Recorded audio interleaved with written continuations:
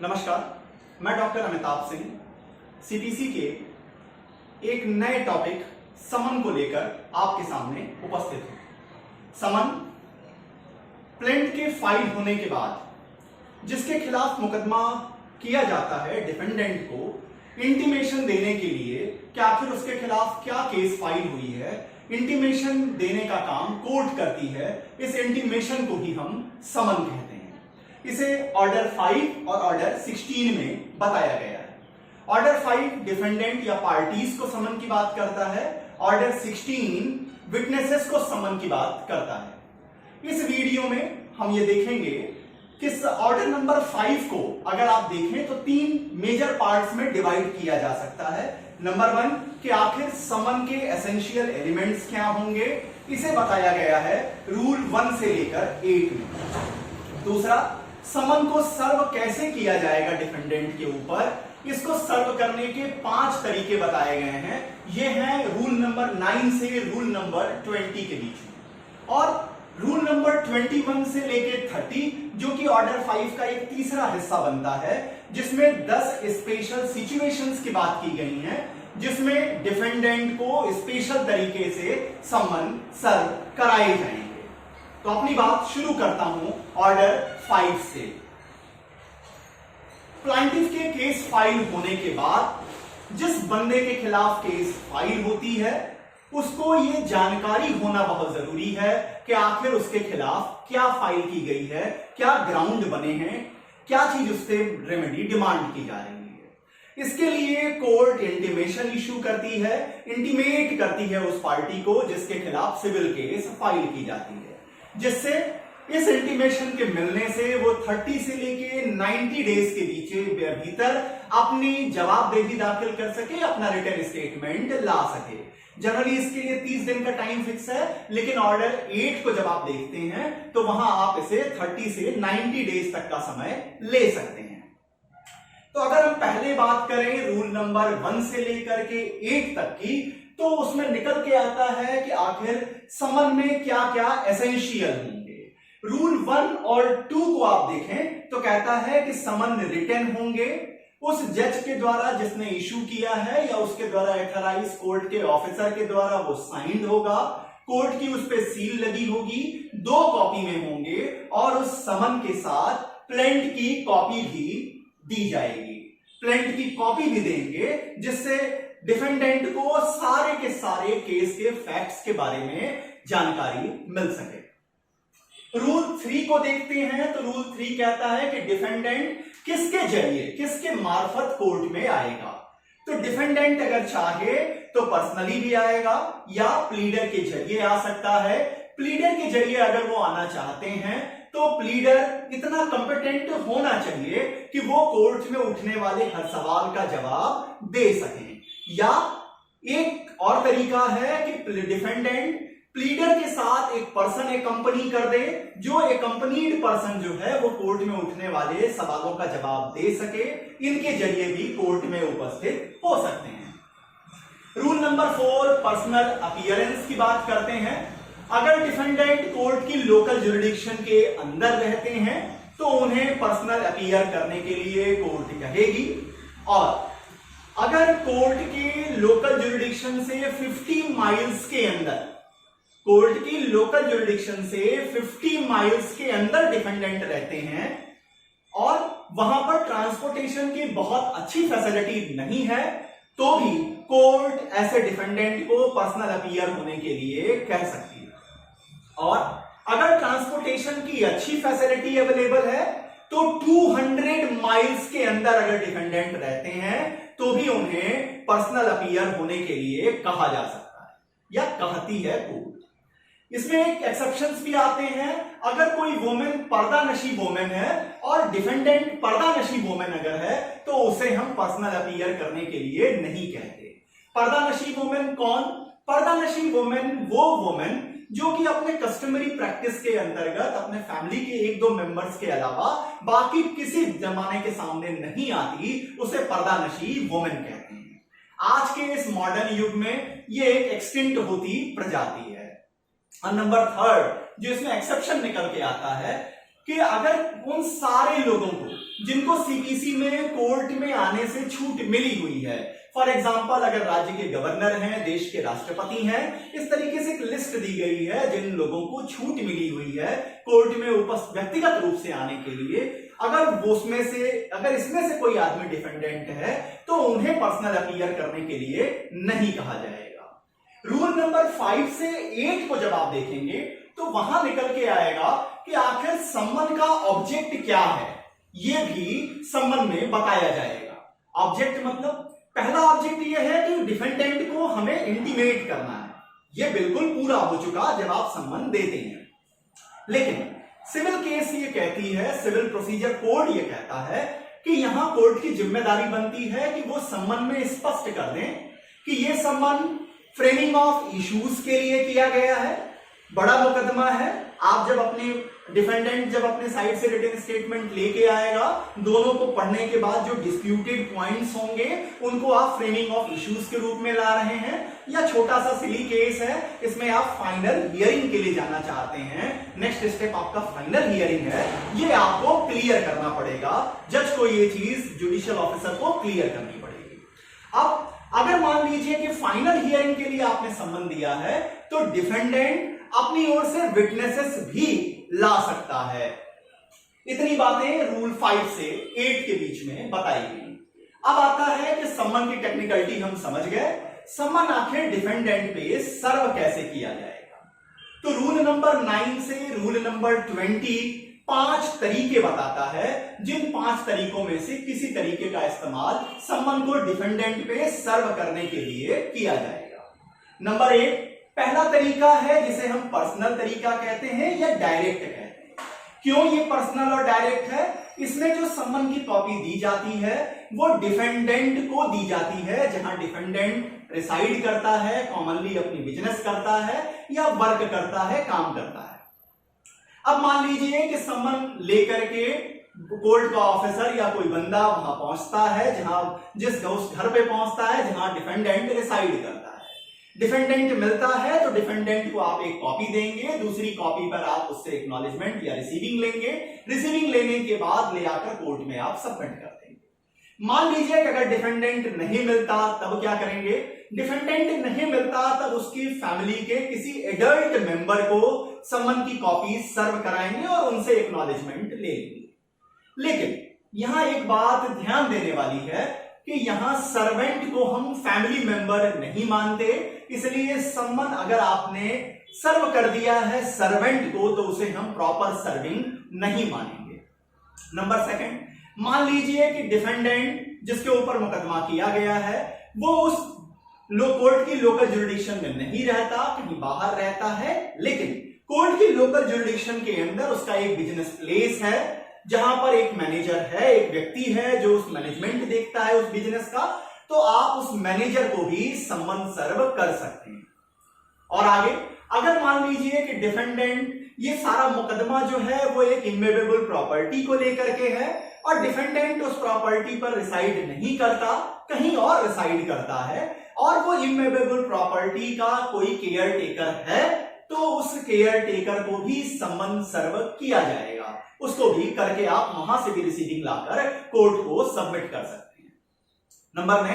Number next इसमें आता है कि अगर कई डिफेंडेंट हैं, मान लीजिए 5 डिफेंडेंट हैं, तो आपको 5 लोगों को अलग अलग सम्मन सर्व करना होगा। यह पहला तरीका है जिसे हम डायरेक्ट मेथड कहते हैं।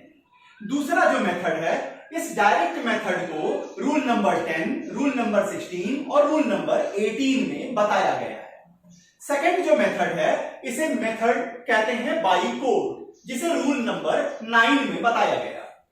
जब प्लेंट फाइल होगी कोर्ट की, अगर लोकल जुरिडिक्शन में वो पर्सन रिसाइड करता है जो डिफेंडेंट है, बिजनेस करता है, काम करता है, कोर्ट एक ऑफिसर रखता है, उस ऑफिसर के जरिए सम्मन सर्व कराए जाएंगे या एक स्पेसिफिक कुरियर के जरिए सम्मन सर्व कराए जाएंगे या रजिस्टर्ड पोस्ट से सम्मन सर्व कराए जाएंगे। और अगर वो डिफेंडेंट कोर्ट की लोकल जुरिडिक्शन में नहीं रहता, थोड़ी दूरी पे रहता है, लेकिन कोर्ट में कोई ऑफिसर ऐसा है जिसके रीच में वो डिफेंडेंट है, तो उस ऑफिसर के जरिए सम्मन को सर्व कराया जाएगा डिफेंडेंट पे। तीसरा तरीका जो कि रूल 9A में है, इसे कहा गया कि ये प्लांटिफ भी सम्मन को सर्व कर सकता है, लेकिन इस मेथड का इस्तेमाल आप तभी करेंगे जब सेकंड में कोर्ट ने अपने मेथड, कोर्ट ने खुद सम्मन सर्व करने के मेथड का इस्तेमाल कर रखा हो। It means it is an additional process of serving the summon, जहां प्लांटिफ खुद जो है वो डिफेंडेंट को या उसके किसी एडल्ट फैमिली मेंबर को या जहां बिजनेस करता है उसे या जहां काम करता है वहां सम्मन सर्व कर सकता है। चौथा तरीका जिसे सब्स्टिट्यूटेड मेथड कहते हैं, सब्स्टिट्यूटेड सर्विंग ऑफ समन कहते हैं, इसे रूल 17 में बताया गया है। नाम से ही क्लियर है, नॉर्मल नहीं है। कुछ ऐसी सर्कमस्टांसेस पैदा हुई हैं कि हमें कोई दूसरा रास्ता अपनाना पड़ा है, एक तरीके से बाईपास करना पड़ा है नॉर्मल मेथड को, उसे कहते हैं सब्स्टिट्यूटेड समन का सर्व करना। कैसे, क्या वो हालात हैं? ऐसे दो कंडीशन हैं जिसमें सब्स्टिट्यूटेड सर्विंग कराई जाती है। नंबर 1, कोर्ट का ऑफिसर डिफेंडेंट के घर पहुंचता है, जहां वो बिजनेस करता है वहां पहुंचता है, या जहां पर वो काम करता है वहां पहुंचता है, लेकिन डिफेंडेंट उसे नहीं मिलता। वो कितनी भी ड्यू डिलीजेंस कर ले, लाख कोशिश उसने कर ली, लेकिन डिफेंडेंट नहीं मिल पा रहा है। अब क्या करेंगे? अब उस कोर्ट का ऑफिसर क्या काम करेगा? दो में से जो दो सम्मन की कॉपीज हैं उसमें से एक कॉपी को वो उस घर के, उस बिजनेस प्लेस के, उस काम करने वाली प्लेस के प्रोमिनेंट जगह पे चिपका देगा।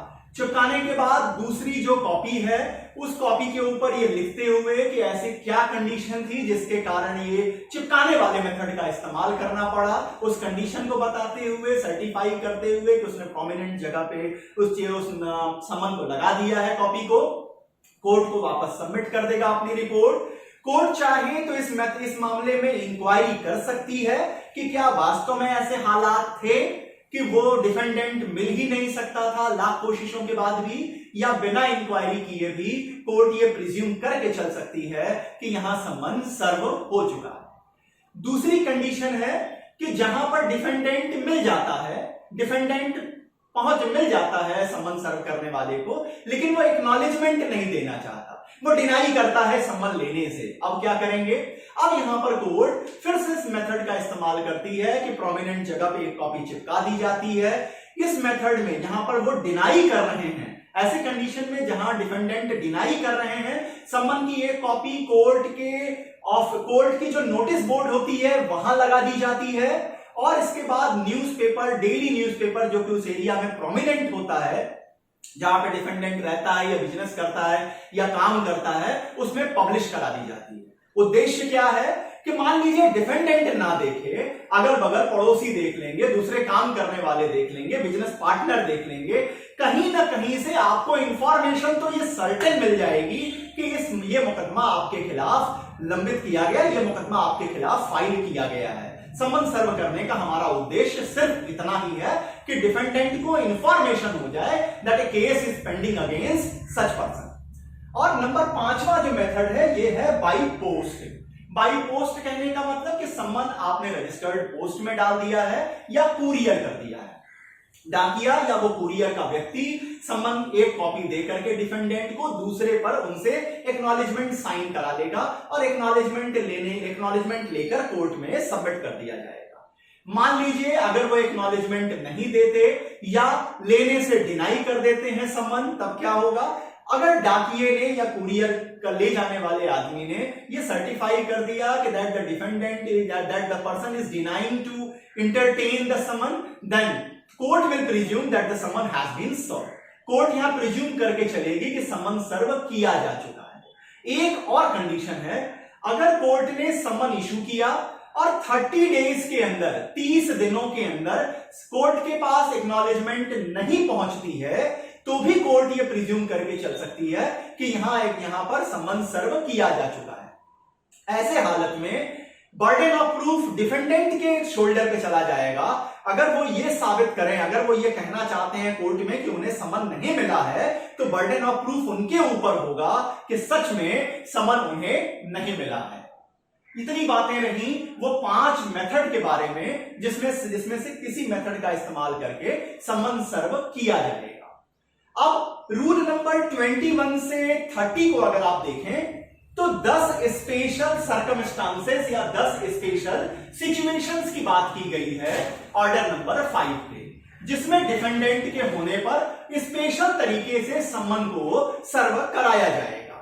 पहला, जहां पर डिफेंडेंट किसी दूसरे स्टेट के कोर्ट की लोकल जुरिडिक्शन में रहता है, मतलब कोर्ट में केस आपने फाइल किया असम के सिलचर में, लेकिन जो डिफेंडेंट है वो नॉर्मली रिसाइड करता है, बिजनेस करता है, उसका ज्यादातर वो पाया जाता है कोलकाता में, जो कि वेस्ट बंगाल में। तो अब कोलकाता की कोर्ट को सम्मन यहां से भेज दिया जाएगा, वो इसमें से किसी तरीके का इस्तेमाल करके सम्मन को सर्व कराएंगे। नंबर 2, स्पेशल सर्कमस्टांसेस, जबकि सम्मन इश्यू किया गया है किसी फॉरेन कोर्ट के द्वारा। फॉरेन कोर्ट मतलब एक ऐसी कोर्ट जो भारत के बाहर इस्टेब्लिश की गई है, लेकिन वो इस्टेब्लिशमेंट इंडियन गवर्नमेंट के द्वारा नहीं की गई है। तो अगर किसी फॉरेन के कोर्ट ने सम्मन इशू किया है तो सम्मन सर्व वो कोर्ट कराएगी, वो इंडियन कोर्ट कराएगी जिसके लोकल जुरिडिक्शन में वो डिफेंडेंट रिसाइड करता है, बिजनेस करता है या काम करता है। नंबर 3, अगर डिफेंडेंट रिसाइड करता है, रहता है प्रेसिडेंसी टाउन में। प्रेसिडेंसी टाउन, जब इंग्लिशमैन यहां रूल कर रहे थे तो उन्होंने बनाया कि बॉम्बे, कोलकाता और मद्रास ये 3 प्रेसिडेंसी टाउन थे उस समय। तो प्रेसिडेंसी टाउन के अगर बाउंड्रीज के अंदर, लोकल जुरिडिक्शन के अंदर कोई डिफेंडेंट है, उसको आपको समन सर्व कराना है, तो समन प्रेसिडेंसी टाउन के कॉमन कॉज कोर्ट को दे देंगे और कॉमन कॉज कोर्ट समन सर्व करा करके इंटीमेट कर देगा भेजने वाली कोर्ट को कि समन has been served. Number 4, defendant outside India reside करता है, लेकिन आउटसाइड इंडिया बिजनेस करता है, लेकिन उसका कोई एजेंट भारत में नहीं है। अब यहां पर ईमेल के जरिए इन्फॉर्म कर सकते हैं, फैक्स के जरिए इन्फॉर्म कर सकते हैं, कोई भी इलेक्ट्रॉनिक मेथड का इस्तेमाल करके इंटीमेशन दे दी जाएगी। जो डिफेंडेंट है, 5वीं कंडीशन कि वो भारत के बाहर रहता है, उसका एजेंट यहां पर है। अब ऐसी कंडीशन में एजेंट को भी आप देख करके ये प्रिज्यूम कर सकते हैं कि उन्हें सम्मन मिल चुका है, या काउंसलर जो व्यवस्था होती है 2 देशों के बीच में, उस काउंसलर मेथड का भी इस्तेमाल किया जाएगा सम्मन को सर्व करने के लिए। 6ठी कंडीशन है कि जहां पर डिफेंडेंट गवर्नमेंट सर्विस में है, लेकिन ये गवर्नमेंट सर्विस ऐसी है जो मिलिट्री नहीं है, मतलब असैनिक सेवा में अगर वो डिफेंडेंट है तो उसके एचओडी को, हेड ऑफ डिपार्टमेंट को सम्मन भेज दिया जाएगा। उनकी जिम्मेदारी होगी कि वो सम्मन सर्व कराए।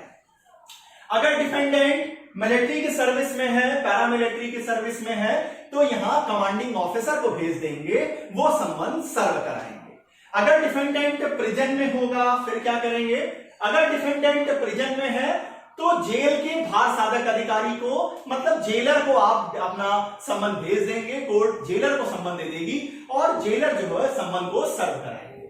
अगर डिफेंडेंट एक कॉर्पोरेशन है, कोई बिजनेस एंटिटी है जिसके खिलाफ मुकदमा हुआ है, अब ऐसी सर्कमस्टांसेस में उस कॉर्पोरेशन के सेक्रेटरी को सम्मन सर्व कराया जाएगा या डायरेक्टर को सम्मन सर्व कराया जाएगा, या कॉर्पोरेशन का जो रजिस्टर्ड एड्रेस है वहां पे सम्मन सर्व कराया जाएगा। लेकिन अगर मान लीजिए कोई रजिस्टर्ड एड्रेस नहीं है कॉर्पोरेशन का, तो कॉमनली जनरली जहां वो बिजनेस करते हैं, जहां वो कॉर्पोरेशन बिजनेस एरिया, जहां वो बिजनेस चलता है, वहां पर सम्मन सर्व कराया जाएगा। लास्ट 10 जो 10वीं कंडीशन है स्पेशल, कि अगर मान लीजिए पार्टनरशिप फर्म के खिलाफ आपने केस फाइल की है, पार्टनर्स के खिलाफ केस फाइल की है, तब सम्मन कैसे सर्व होगा? यहां पर मान लीजिए कि अगर 5 पार्टनर हैं, पार्टनरशिप फर्म अभी जिंदा है, इसमें से 5 में से किसी एक भी पार्टनर को अगर आप समन सर्व कर देते हैं, कोर्ट ये प्रिज्यूम कर लेगी कि सारे पार्टनर्स को समन सर्व हो चुका है। लेकिन अगर समन इशू करने के पहले पार्टनरशिप फर्म डिसॉल्व हो जाती है, तो आपको सारे जो 5 पार्टनर्स हैं सबको अलग अलग समन सर्व करने होंगे। इतनी बातें समन के बारे में रही कि आखिर समन कहते किसे हैं, समन के एसेंशियल पॉइंट्स क्या हैं, 5 तरीके कौन से हैं जिसमें से किसी तरीके का इस्तेमाल समन को सर्व करने में किया जाएगा, और वो 10 ऐसी कौन सी स्पेशल सिचुएशंस हैं जिसमें स्पेशल मेथड के जरिए समन को सर्व कराया जाएगा। समन पर इतनी एनालिसिस मैंने आपके सामने रखी। अगर आपको मेरी एनालिसिस पसंद आई हो तो आपके लाइक चाहूंगा, आपके शेयर चाहूंगा और आपके सब्सक्रिप्शन का आकांक्षी। अगला वीडियो ऑर्डर नंबर 8 को लेकर होगा, जिसे रिटन स्टेटमेंट कहते हैं। प्लेंट पिछले वीडियो में फाइल किया, प्लेंट पिछले वीडियो में एनालाइज कर दिया, यहां समन के बारे में बता दिया। डिफेंडेंट को पता चल चुका कि आखिर प्लांटिफ ने क्या केस उसके खिलाफ फाइल की है। अब यह डिफेंडेंट की जिम्मेदारी है कि वो समन मिलने से 30 से 90 डेज के भीतर अपना जवाब दाखिल करें। डिफेंडेंट के द्वारा दिए गए जवाब को ही ऑर्डर 8 में रिटन स्टेटमेंट के रूप में एनालिसिस की गई है। अगले वीडियो में ऑर्डर 8 रिटन स्टेटमेंट को लेकर अपनी बात आपके सामने रखूंगा। तब तक के लिए बहुत बहुत धन्यवाद। नमस्कार।